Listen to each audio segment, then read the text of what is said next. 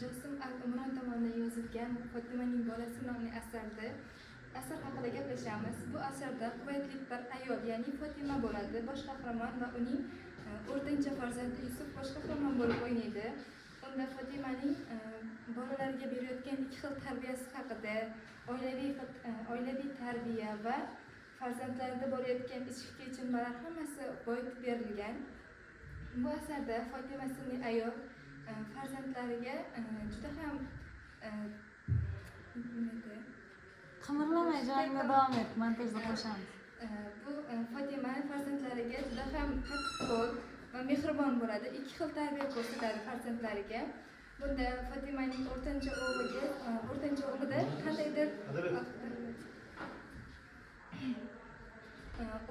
o'g'lida qandaydir aqli past deya tashxis qo'yiladi o'qituvchilar tomonidan. Unga esa Fotima ishonmaydi va men o'qituvchilarga Aytaver. Fotima o'qituvchilarga aybni to'nkab, darsda yaxshi o'qitolmayapsiz deya o'g'lini olib chiqib ketadi va testni qaytadan o'tkazishini o'qituvchilarga aytadi. Mening bolamning aqli joyida, unday emas deydi va bolasini jahl ustida olib chiqib ketadi.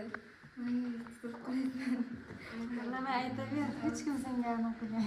Keyin shunday deb olib chiqib ketadi. Olib chiqib ketgandan keyin esa farzandi ko'zida yosh bilan onasi xafa bo'lganini ko'rib, onasiga shu yig'laganini ko'rsatmaslik uchun onasi bilan ergashib chiqib ketadi.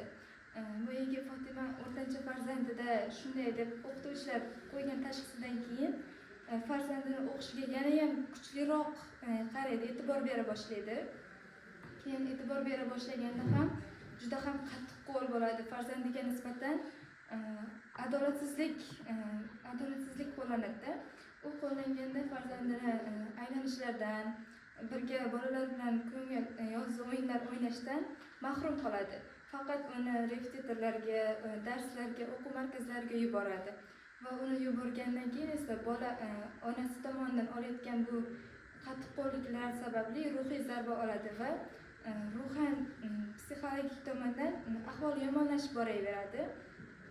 Keyin onasi Yusufni o'zi yoqtirgan to'garaklarga yuborishni man qilib qo'yadi. Yusuf esa rasm chizish orqali o'zini juda ham yengil tortadi va eng yoqtirgan mashg'uloti ham rasm chizish bo'ladi.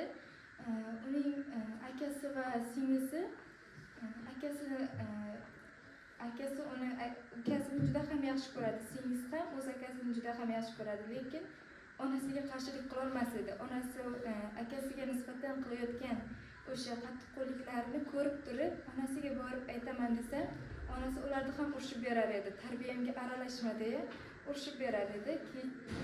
Keyinchalik boyagi Yusufning ichida boyagi dard-alamlar hammasi onasi tomonidan eshitgandan keyin o'qituvchilar tomonidan kamsitishlar va o'quvchilar tomonidan ham kamsitishlar olib borilgandan keyin u Yusufning ichida hammasi to'planib borib, juda ham og'ir bosib qo'ygani uchun hech kimga aytmay yig'ib yurgan dardlarini bir xonaga kiritdagina o'shanda ham onasi sabab kirib ketadi. Boyagi onasi uni qattiq urishib bergandan keyin xonasiga kirib yig'laydi va qattiq stressga tushib qoladi. Oldidan chiqqan hamma narsani otadi, sindiradi, baland ovoz chiqib ketadi. O'sha kuni uyiga Fotimaning singlisi Zahro ham kelgan bo'ladi. Yusufni faqatgina shu xolasi tushuna olardi holatini. Keyin faqat Yusufni tarafini shu xolasi olar edi. Fotimaga unday qilmang, bu darajada o'zingizga qattiqqo'llik qilmang desa, Fotima singlisini ham urishib berar edi. Sen hali kichkinasan, nimani ham bilar eding deb singlisiga ham dakki beradi.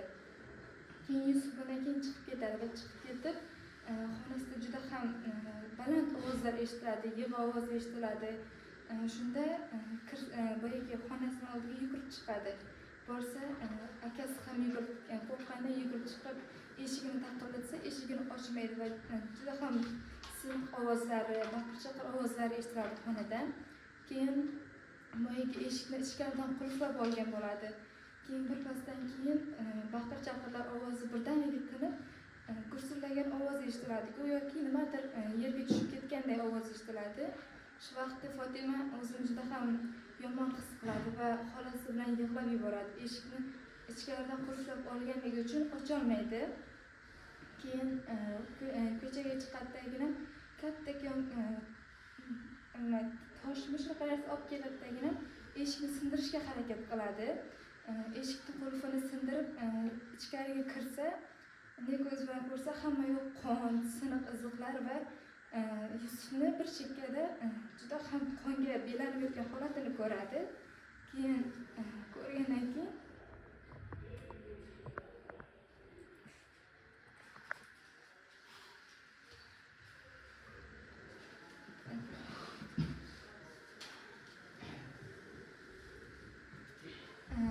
o'g'lini juda ham yomon ahvolda ko'rib, tezroq shifokorga telefon qiladi va olib ketadi. Olib ketganda Yusuf 3 kun komada yotadi. Hushsiz holatda yotgandan keyin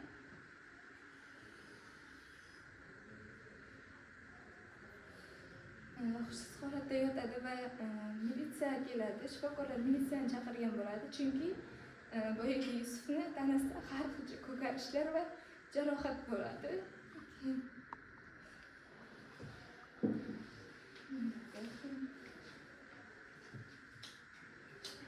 Boyagi militsiya keladidan keyin tergov o'tkazadi. Tergovda Fotima javob bera olmaydi, chunki juda ham yig'lab o'tiradi. Gapirishga ham holi bo'lmaganligi uchun xolasi Zahro o'zi qiladi. Militsiyaga gapirib beradi hammasini. Keyin Yusufning otasi Ahmad farzand tarbiyasiga uncha ham e'tibor bermaydi-da. Faqat ishga boradi, o'zining o'rtoqlari bilan mana shu ishlar qilib yurgan bo'ladi. Farzandlarning tarbiyasini faqat Fotimani o'ziga topshirib qo'ygan bo'ladi. Keyin topshirib qo'ygan bo'ladi va boyagi Fotima juda ham qo'rqib ketadi farzandidan, chunki unga o'qituvchilar juda ham ko'p aytgan bo'ladi. Farzandida shu o'zgarish haqida juda ham ko'p aytgan bo'ladi, lekin ularga umuman e'tibor bermaydi. Keyin e'tibor bermagandan keyin boyagi Fotima o'zini hushidan ketib qoladi. Farzandini dardida yig'layverib, hushsiz holatga kelib qoladi va shu yerda Zahro kelib, singlisi Fotimani ko'rib qoladi. Bir chekkada yerda yotgan bo'ladi. Keyin shu yerda ko'rib qoladidagina Fotimani ham shu yerda shifokorlarni chaqirib, uni ham palataga o'tkazadi. Keyin o'tkazgandan keyin o'ziga keladi. 2-3 kun o'tadi va boyagi Yusuf o'ziga keladi. O'ziga kelganda ham dorilar ta'sirida uncha ham ko'p narsa ayta olmaydi. Keyin shu yerda Yusufning maktabdagi psixolog o'qituvchisi va arab tili o'qituvchisi keladi. Arab tili o'qituvchisi keladidagina Yusufning ahvolidan, hol ahvolidan qandayligini bilish uchun keladi. Kelganda Yusuf ancha yaxshi bo'lgan bo'ladi, lekin shunda ota-onasi uncha yoqmagan bo'ladi. Onasi shunda ham boyagi o'g'lini o'qishini o'ylaydi. 3 kun davomida maktabdan qolib ketdi, shuncha darslar qolib ketdi deb o'ylaganda o'qituvchisi hamma dardlarni, hamma narsasini aytib beradi, Yusufdan nimalar bo'lganligini. Keyin hammasini tushuntirib bergandan keyin esa boyagi Yusufni boyagi o'zi yoqtirgan rasm to'garagiga jo'natadi. Va u asar so'ngida Yusuf rasm o'zi yoqtirgan mashg'uloti bilan shug'ullanib, Kuvayt bo'yicha eng yaxshi mohir rassom bo'ladi.